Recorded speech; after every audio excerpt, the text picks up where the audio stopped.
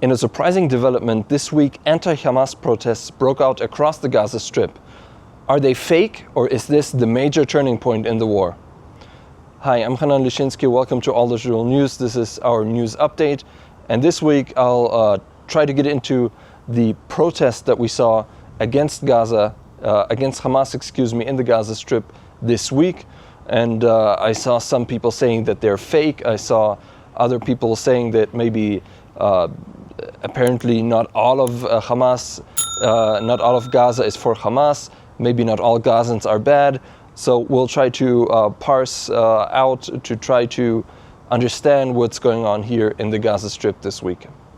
As we're filming this on Thursday, this is the third day that we saw relatively large protests across Gaza against Hamas.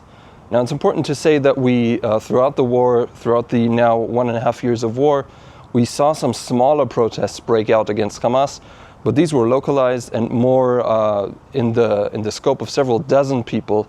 What we saw this week were hundreds of people, and even in locations that were thought to be Hamas strong points, some of the larger strongholds of this terror organization, like Khan Yunis, like Shajaiya, like Jabalia, several different locations across the Gaza Strip where we saw this phenomenon.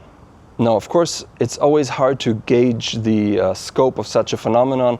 There are hardly any journalists in Gaza, especially foreign journalists, as well as Israeli journalists who only sometimes can enter the Gaza Strip.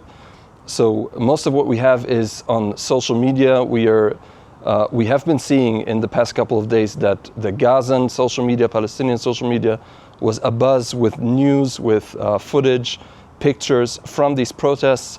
But again, it's hard to measure how far this is spread, how far this protest has spread across the Gaza Strip just from looking at social media.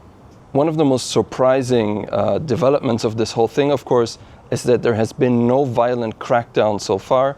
Hamas has only put out several statements, of course, accusing the protesters of serving Israel, as well as hinting that there might be some involvement of different Palestinian factions, for example, Fatah, which is the strongest faction in the Palestinian Authority in Judea and Samaria.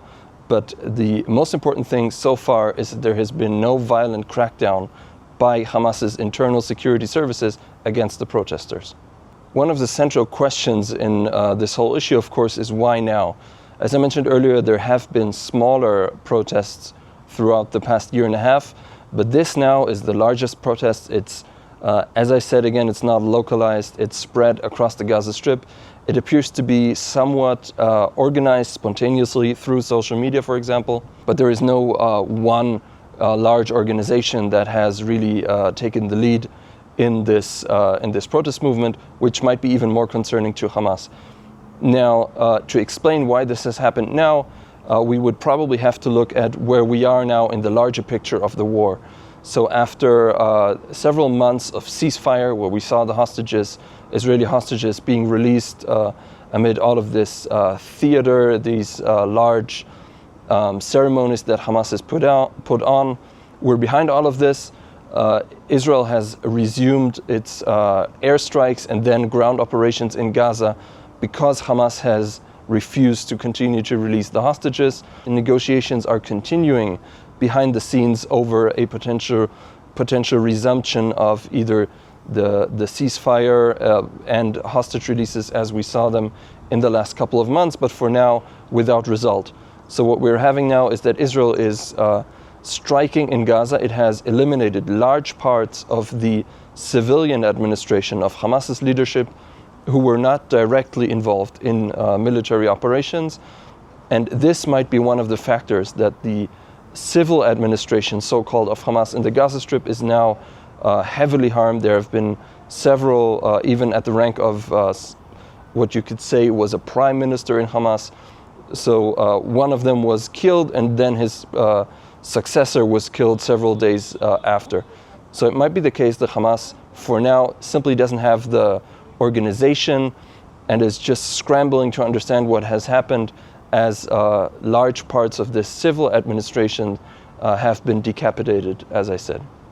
Now, if we're looking at implications of this whole issue, as I mentioned before, I have seen some people saying that this may be a fake protest, that the protesters are being paid either by Hamas or by Egypt for different reasons, maybe in order to show the world that not all Gazans are supporters of Hamas, and in this way to avert this evacuation plan proposed by President Trump, that most or all of the population of Gaza would be evacuated during reconstruction and probably potentially even longer. It's important to say that this might be true, of course, but this is speculation. At this point in time, we're filming this on Thursday. There is no evidence whatsoever showing us that this might be either a complete fake, because there were several serious media outlets who verified the footage the footage that we saw from the protests. So they, through satellite images and other images, could verify the locations in the footage. And in addition, there simply is no evidence to suggest that there were payments. And even if we're thinking about this, in my opinion, it doesn't make sense from the get-go. These protests do not benefit Hamas. They weaken Hamas in the eye of Palestinian public opinion. There are rivals to Hamas. It's important to say there is a Fatah, there is a whole array of other organizations.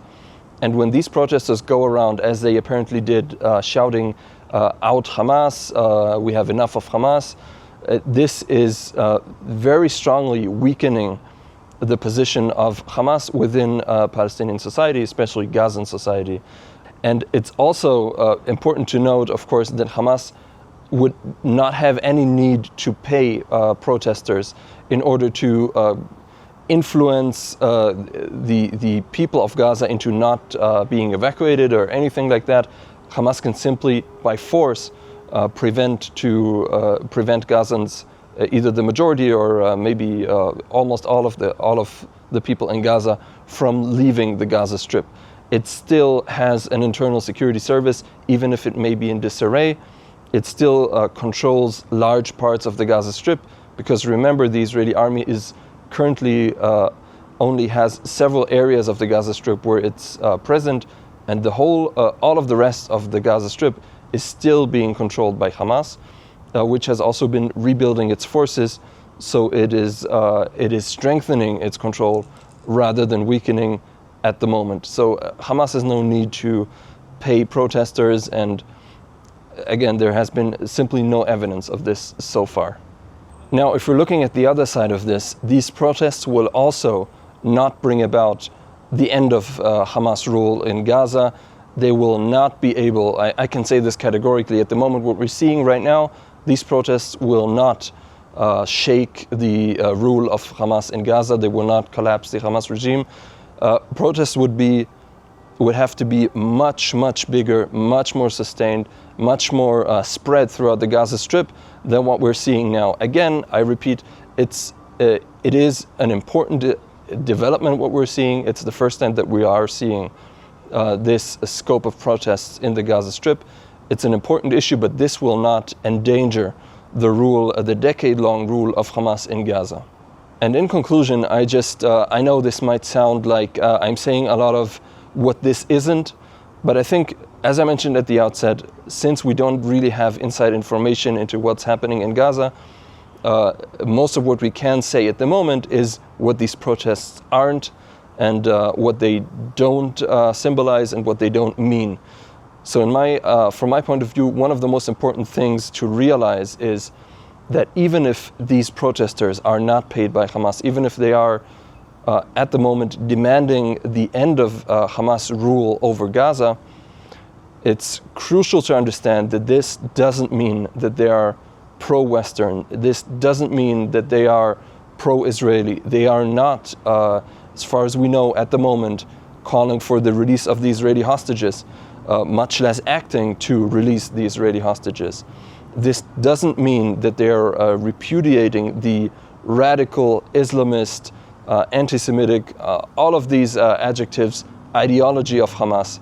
They are at the moment protesting against the rule of the terror organization Hamas over the Gaza Strip because, and that's the main point that they're saying, that's their main slogan, they want to live. At the moment, they are suffering through the Israeli airstrikes, which of course are caused by Hamas's decisions, and that is what they are starting to recognize. Hamas's decisions have brought the hammer of the Israeli airstrikes upon Gaza. They threaten to bring back Israeli ground troops into the Gaza Strip, and that is what they're protesting at the moment, and nothing else. And that is as much as we can say at the moment. So here at All Israel News, we'll continue to follow this very important development, as well as all other developments. At the moment, there's a lot of political issues that are going on within Israel, and we could see these political issues, once they're all resolved, maybe lead to new developments in the Gaza Strip. So stay up to date with us on allisrael.com. You can follow our social media, especially this YouTube channel. Leave a like if you like this video, and leave a comment. Tell us what you think about this issue.